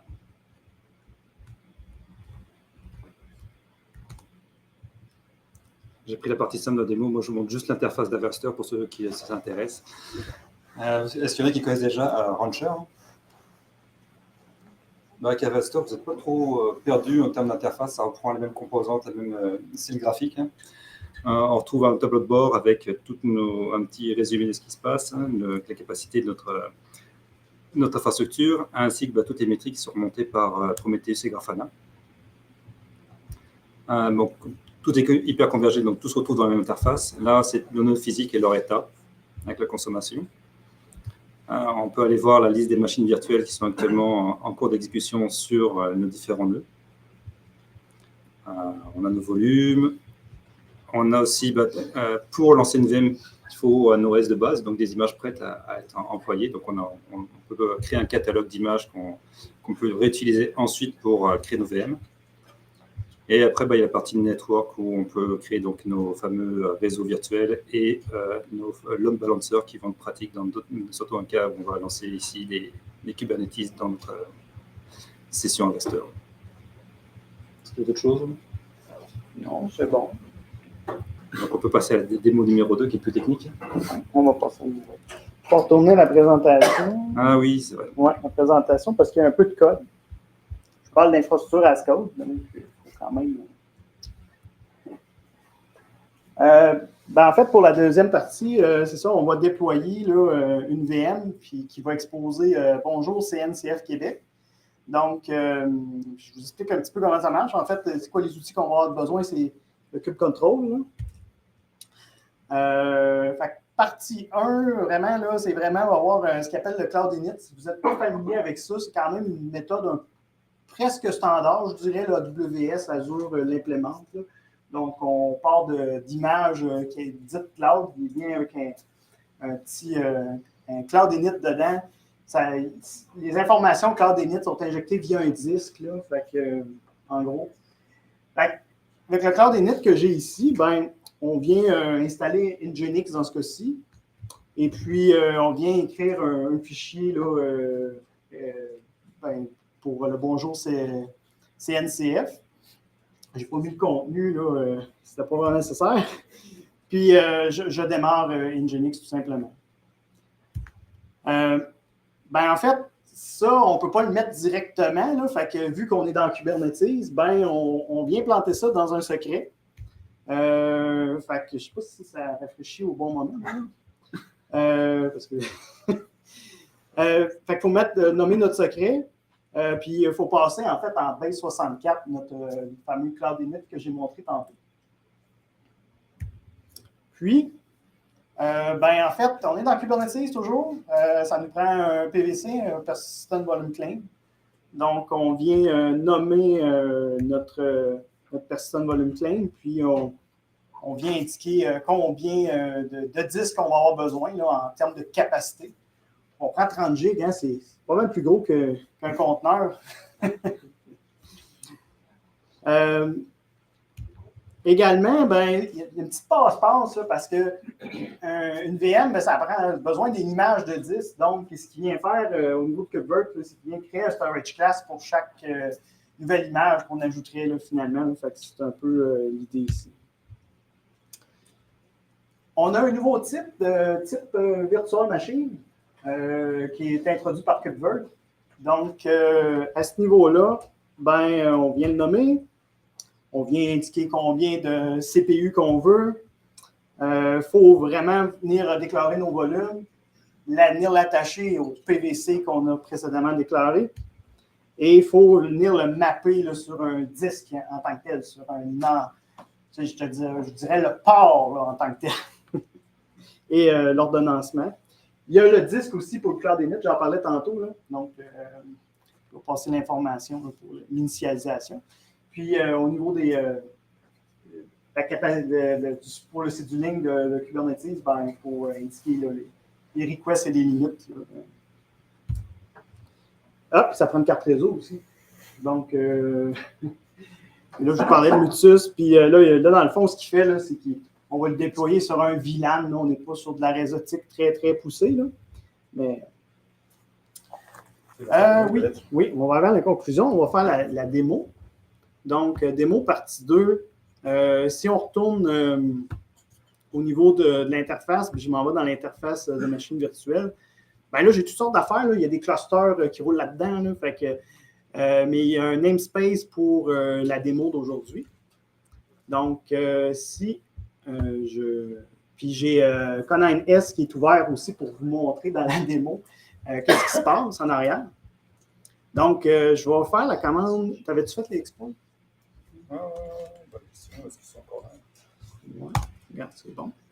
Puis, kubectl apply. Et je vais spécifier le fichier CNCF. Voilà. Donc, il y a 3 ressources qui ont été créées. Le Cloud Init en secret, le disque, et puis la fameuse VM. En arrière, si je m'en vais là, au niveau de Conine-S pour voir qu'est-ce qui se passe, il ne se passe rien. Bon. 2.20. Hein? Peut-être le config était plus exporté. Ah oui, le config n'est pas exporté. Et voilà. Et voilà. Fait que le démo, c'est NCF. Donc, lui, ce qu'il va faire en arrière, c'est qu'il va lancer, oui, un pod. Dans ce pod-là, il y a 2 conteneurs qui roulent, là, mais en gros, c'est un Virt Launcher. C'est lui qui va permettre de créer la VM d'un QEMU KVM.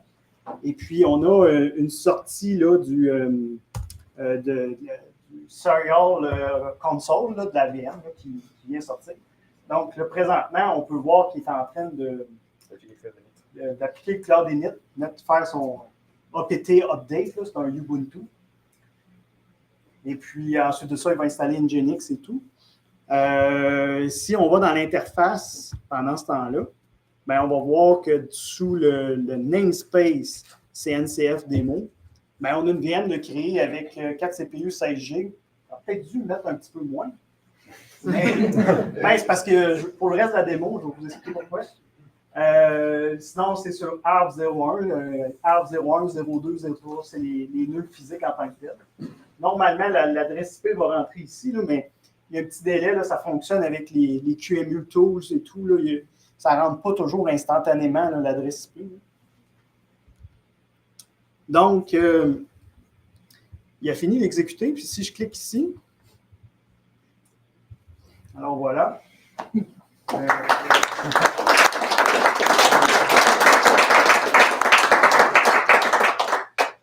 Ce qu'on pourrait faire aussi comme extension à la démo, c'est que, ben, je vous parlais que c'est des conteneurs, c'est pas des conteneurs, c'est des VM, donc c'est pas tout à fait le même contexte. Elle roule sur un nœud, mais je peux faire un migrate, et dire, ben, prends cette VM-là, puis envoie ça sur la VM2, le nœud physique 02. Je fais un apply. C'est pris en charge dans KubeVirt. KubeVirt, il y a un concept de migration. Fait qu'il va lancer un live migration au niveau de KVM. Ça va prendre.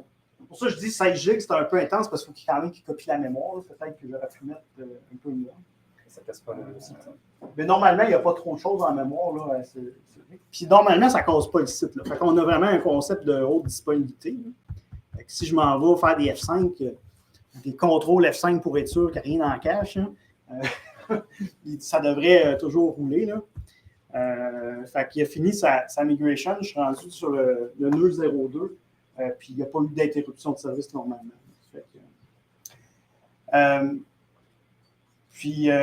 Alors en fait, pour faire cette live migration-là, pourquoi je vous parlais du hardware qui était vraiment important, que ce soit tout pareil, mais les features CPU, il faut que ça soit les mêmes sur chacun des nœuds. Puis, ben, il est capable d'orchestrer ça, notre ami KubeVirt, mais il faut qu'il trouve un nœud sur lequel il y a les mêmes features CPU. Il y a moyen d'émuler finalement puis de dire que tout le monde est au niveau le plus bas, fait qu'on est capable de faire les migrations, mais c'est un peu pour ça que le CPU n'est pas la même génération. Fait que ça cause des petits soucis à ce niveau-là. Si on revient à on n'avait pas même fini. Oui, c'est ça. Il n'y a pas de social. Ben, KubeVirt, en fait, pourquoi on vous a parlé de ça? Dire, ben, KubeVirt, c'est pas pareil comme une VM, c'est pas pareil un conteneur. Ben, c'est un genre de hack, là, finalement, qu'on a fait au niveau de Kubernetes. Mais c'est quand même brillant comment c'est fait parce que Kubernetes, c'est un framework. Fait que, tu peux faire un peu ce que tu veux là-dedans, puis ça le fait bien, là, dans notre lab, du moins. C'est pas quelque chose qu'on a testé en production, là, dans un environnement d'entreprise, mais ça le fait quand même bien. La démonstration, on a fait un Nginx avec une page. Là. Ben là, tout le monde est ici, on regarde ça, mais dans Kubernetes, avec un conteneur, ça se fait tellement mieux. Pourquoi vous faites chier avec des VM, là, tu sais? Ben, en fait, Harvester, KubeVirt, c'est vraiment pour des charges qui sont peut-être difficiles à containeriser, fait que faire une migration. Puis également, ben, c'est dans la possibilité, ben, en fait, le fournisseur aussi, là, il nous vend aussi la solution Rancher qui permet de se brancher à Harvester. Donc, on est capable de déployer des clusters Kubernetes dans Harvester assez facilement pour gérer tout le cycle de vie. Donc, je ne sais pas si vous avez des questions. Oui. Je connais quand même mieux Rancher, un peu moins Harvester. C'est juste un compétiteur ou il y a vraiment des... Non, c'est vraiment un produit. C'est la même famille. C'est la même famille. Là. Ah, okay. C'est juste des produits complémentaires. Rancher, ça va être plus la partie qui va te manager tes clusters Kubernetes, alors que Harvester va venir soutenir ton Rancher, devenir comme une sorte de cloud provider pour que tu puisses créer directement des clusters Kubernetes dessus. Okay. Pour remarquer, quand tu vas dans Rancher, tu fais créer un nouveau cluster. Tu peux avoir ta provider AWS, Azure, vSphere, mais tu as un provider Harvester. Oui. Ouais. Moi, c'était plus pour la partie hyperconvergée. Au niveau du stockage, ça se passe comment, le clustering du stockage? Ouais, ben, à 3 nœuds, c'est pas assez. Là. Ben, dans le fond, le problème vient quand on perd un nœud. Tu sais, si je veux faire l'entretien d'un nœud, ça prend 15-20 minutes à redémarrer le serveur, mais pendant ce temps-là, nous autres, on demande 3 réplicas du disque. Fait que là, quand la machine revient, ben, tout ce qu'elle fait, elle, c'est OK, là, je suis en retard dans les réplicas, je ramasse du stock et tout. Puis ça fait une certaine tempête de réplication si tu as beaucoup de VM qui demande beaucoup. Parce que le temps que tu fais la copie, ben, ça a déjà changé. Fait que là, il recommence. Fait que là, ça fait une certaine tempête. Honnêtement, si on veut 3 réplicas, comme la config par défaut qui est dans le produit, ça prend plus que 3 minutes. C'est quoi, c'est du Longhorn? Oui, c'est Longhorn. C'est du Longhorn. Y a-t-il d'autres solutions que Longhorn? Ben, en fait, ils supportent n'importe quel CSI qu'on peut. C'est du Kubernetes, fait que tu plantes le CSI que tu veux, puis normalement, c'est supposé fonctionner. C'est certifié. Si, c'est certifié, oui. Mais ça, on n'a pas vraiment testé. Je n'ai pas d'infrastructure de stockage à la maison ou ça prendrait encore plus de serveurs. Mettons qu'on voudrait rouler Ceph ou je ne sais pas quoi d'autre. Puis, un peu la même question, mais au niveau du réseau, est-ce que ça passe par la CNI de Kubernetes avant d'être dirigé sur la VM? Okay. Oui, mais tu sais, eux autres, ils ont fait une intégration pour se connecter à des réseaux existants dans Harvester. Donc, tu fais un mapping sur un VLAN en tant que tel. Fait que c'est plus. C'est pas. On n'a pas testé à quel point, mettons, la réseautique virtualisée, ça peut fonctionner. Dans la dernière version, il y a OVN là, qui est en bêta dedans, qu'on peut tester. Je n'ai pas eu encore de grand succès avec ça. J'ai pas. Mais, ouais. Moi, c'était plus par rapport à la création de ma VM, tantôt dans la slide. Vous voyez qu'il y avait le node, puis là, ça vient parler avec Liquid Kemu. Oui. Mais c'est vraiment celui du node? Oui. Ou c'est comme il y a comme une non, c'est celui du node. Ouais. Puis, dans le fond, c'est la manière que les autres le livrent, Harvester, parce qu'il y a plein de façons de le livrer. Mais c'est vraiment une appliance. Là, Harvester, tu installes ça, elle te pose une couple de questions. Tu installes le deuxième, il dit quel cluster tu veux joindre. Tu lui fournis une clé, puis c'est comme ça que. Puis fait que chaque nœud a ses propres requis. Là, on n'installe rien, c'est sur un OS immutable. Fait que, si on veut faire une modif, parce que j'ai eu à faire des modifications au niveau du matériel, justement, ben, faut.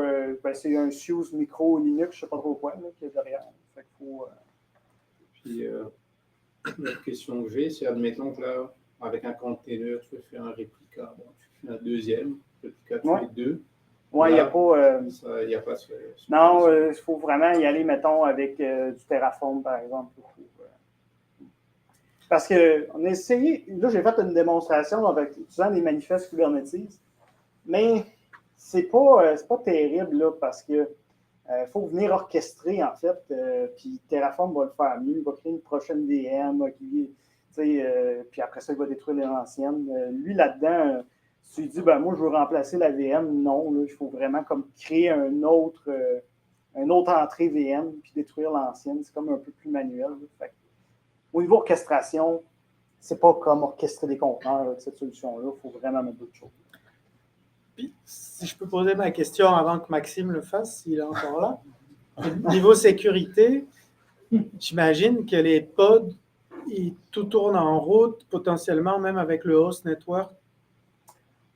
Côté sécurité, j'ai regardé une couple d'affaires sur le capot, puis j'étais comme, ouais, tu comprends que c'est parce que tu as besoin de fondation pour bâtir le reste. Fait que, il y a quand même certaines affaires en dessous que tu fais comme, mettons, les communications ne sont pas nécessairement toutes chiffrées en arrière, il y a des trucs comme ça. Mais au niveau des pods, écoute, je peux pas. Parce qu'il y a quelque chose qui démarre dans le pod qui doit parler au QEMU de la machine directement. Ouais. Donc, fatalement, tu perds ton isolation. Oui. Écoute, ça là-dessus, on n'a pas tant creusé là-dessus. Là. On a plus gossé à faire marcher à patente. Mais là, on est rendu, là, on a de quoi qui marche, on a un lab qui devient un peu de la prod. Fait que là, je vous disais, on défait, on refait. Là, c'est assez stable là, pour du moins jusqu'à l'été. Si je commence à faire trop chaud. Jusqu'à la prochaine mise à jour. Je ne devrais pas trop y retoucher. Mais les mises à jour, on va les tester. Là, les mises à jour qui ont sorti avec des nouvelles features.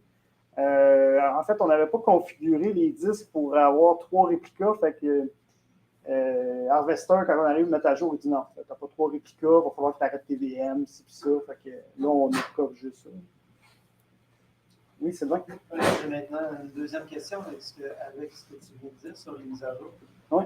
Moi-même, j'ai un petit serveur micro OS qui est la version open source de SLES Micro. Mm-hmm.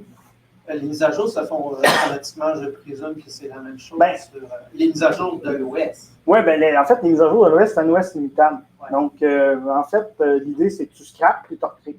C'est la même idée que Kubernetes. Fait qu'il faut que tu fermes, il ferme son nœud, puis il met à jour. Puis l'OS lui-même, est-ce qu'il se met à jour à part de Harvester? Ou... Ah, c'est tout inclus. Là. C'est, dans le fond, c'est comme. C'est géré par. Si je me rappelle bien, c'est des Dockerfiles pour générer les images OS. Okay. C'est la même mentalité. Ouais. OK, parce que c'est pas le même qu'OS. Il me semble que oui. Il me semble que. Bon. En tout cas, peut-être que je me trompe là-dessus, mais l'idée, c'est que tu as un OS immutable. Fait que tu ne mets pas à jour ni l'OS, ni la version de la distribution. Kubernetes, tu ne mets pas ça à jour directement. Tu mets à jour la patente au complet. Donc, ça fait genre coordonner, comme on dit dans le monde Kubernetes, le nœud. Ouais, ça le sort du cloud. Donc, toutes les VM sont déplacées ailleurs. Il y a un live migrate qui se fait. On l'a essayé. On a mis des charges un petit peu pour remplir le cluster avec 300 quelques gigs de RAM. C'est sûr que c'est pas très rapide parce que chaque VM, il faut qu'elle soit migrée. Puis un coup que chaque VM est migrée, tu fais ton affaire. Fait que toute la mise à jour de ton cluster, si tu veux faire ça en haute disponibilité, là, ça peut être assez lent. Ça peut être mieux si on a un cluster plus gros parce que là, on peut répartir un peu à distribuer à la torrent. Bon, c'est pas vraiment du torrent, mais vous comprenez qu'au lieu de tout répliquer sur 2 nœuds, on peut répliquer sur d'autres nœuds. Là. Donc, prochaine étape, peut-être que ce serait vraiment d'avoir plus de nœuds, donc plus de serveurs, mais la gestion de la chaleur est vraiment problématique, la gestion du bruit. Donc, à un moment donné, il y a une limite. Je ne sais pas si tu as sur la corde. Non, effectivement. Il faut rentrer dans les forums de domineurs et on distribue pas mal. Mon autre question, c'était sur KubeVirt lui-même. Ouais. Ça roule dans Kubernetes. Oui. Comment ça marche concrètement? Est-ce que ça. C'est quoi le principe en arrière? Parce que normalement, dans Kubernetes, il y a un runtime en conteneur. Fait que là, j'imagine que Qvit, il ajoute, je présume, un runtime class. Ben, quand il roule son pod, là, comme on a vu dans la démo, il y a un conteneur qui roule dedans, mais le conteneur, c'est un truc qui va lancer la VM. C'est pas vraiment la VM en tant que telle. C'est un peu comme ça que ça marche en dessous du capot. Fait que c'est un peu un certain acte, là, en quelque sorte. Ouais. C'est spécial parce que Red Hat ont leur version à eux, l'OpenShift virtualisation, qui est basée sur. Ouais. Puis ils partagent les mêmes problèmes. Red Hat et cette affaire-là partagent les mêmes problèmes. C'est KubeVirt en arrière.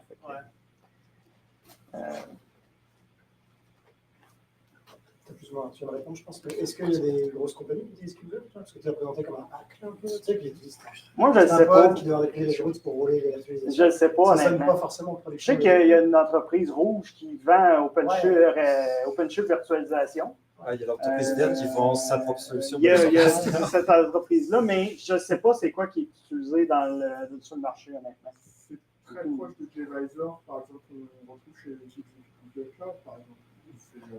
Ben, je ne connais pas, mais tu sais, ça n'a pas l'envergure, mettons, d'OpenStack. Tu ne feras pas monter OpenStack là-dedans. Okay. Puis, étant donné que c'est aussi hyper convergent, tu dis, ben, je vais rajouter des nœuds. Tu sais, tu vas vouloir tous des nœuds pareils. Tu rajoutes des nœuds, ben, tu vas te ramasser avec plus de stockage, plus de compute, plus de RAM. J'ai juste besoin de plus de disques. Mais une solution hyper convergée comme ça, je pense pas que ça n'a pas l'envergure, mais c'est quand même pas pire pour des petits moyens setup. Là, des entreprises, par exemple, du VR, ben, peut-être la possibilité d'aller vers ces solutions-là. Mais sinon. Le problème, c'est pas que. Parce que nous, on va remplacer les clusters SDMA par du KubeVirt. Mais gérer un peu plus pour le on peut avoir un âge à côté. Ben, lui sur lequel on se connaît. Ouais. On utilisait Install, par exemple. Des choses comme ça. Donc, on utilisait Talos Linux en dessous, comme NintendoOS, par exemple, pour gérer la distribution Kubernetes. Donc, il y a des manières d'avoir une topologie un peu plus intéressante que ce qui est exposé ici. Là. Ça a l'air un petit peu négatif, je trouve. Mais ça peut fonctionner dans un environnement de production. Nous autres, on a testé ça dans un lab du vieux matériel. C'est-tu tant la réalité? C'est sûr que. Mais puis il y a eu quand même un certain lot d'aventures avec ça. Mais tu sais, il faut vraiment comprendre ce qu'il y a en arrière. Puis, probablement que ta démarche est meilleure que la nôtre, de dire tu pars de from scratch puis tu comprends ce qu'il y a, parce que l'autre, quand il y a un testeur, il y a de quoi qui plante là-dedans. Non, mais c'est ça, ça me semble être un peu une usine à gaz. C'est difficile à comprendre. Quand tu le bras toi-même, tu attends les technologies. Ça peut être facile. Tout à fait. Oui. Une question boutade, on va dire. Est-ce qu'il est prévu d'ouvrir un Québec Nord 2 chez Kevin? J'ai déjà parlé à ma blonde de l'acquisition et c'était un non catégorique. Puis, tu sais, quand j'ai branché ça, à un moment donné, je vais brancher la clim, paf, plus rien. Bon, parce que je me suis rendu compte que toutes mes prises au sous-sol étaient branchées sur le même disjoncteur. Donc, c'est sûr que. C'est ce que j'avais conseillé à Maxime au début. Je fais, essaie de répartir tes prises parce que ça risque d'avoir des problèmes. Ben là, le dernier onduleur là, que j'ai, là, qu'il faut que je répare. Là, parce que c'est ça aussi, hein, ce genre d'affaires-là. Je taponne, je répare le matériel et tout. Ben, tu sais, le dernier onduleur, ben, il faut que je prenne des pièces d'un, je vais le mettre dans l'autre pour le faire fonctionner. Ben, c'est quand même. Ça prend une prise 30 ampères au mur. Là. Normalement, une prise murale, c'est 15 ampères. Là. Fait que là, ça fonctionne dans la prise 15 ampères pareil, là, mais il ne faut pas dépasser. Là. Fait que, normalement, il va y avoir une prise 30 ampères dans mon sous-sol pour pouvoir brancher. Et en plus, dans mon sous-sol, j'ai encore un peu d'aluminium quelque part. Donc, le fil, je n'ai pas branché autant de des serveurs là-dessus. Puis, ben, tu sais, on met en ouverture, c'est sûr que s'il y avait des gens intéressés peut-être pour l'intégration Rancher par Harvester, pour montrer un peu comment ça marche, toute la partie. Il y a des gens qui connaissent déjà Rancher, hein, mais ça pourrait être intéressant de voir les deux fonctionner. C'était un peu l'idée pourquoi on avait testé Harvester là-bas, c'était pour faciliter la création de cluster accueil 2 via Rancher. Mais il préférait faire une première présentation sur le premier niveau qui était vraiment Kubevirt. Cool. Je crois que ça vous a plu. Merci. Merci beaucoup.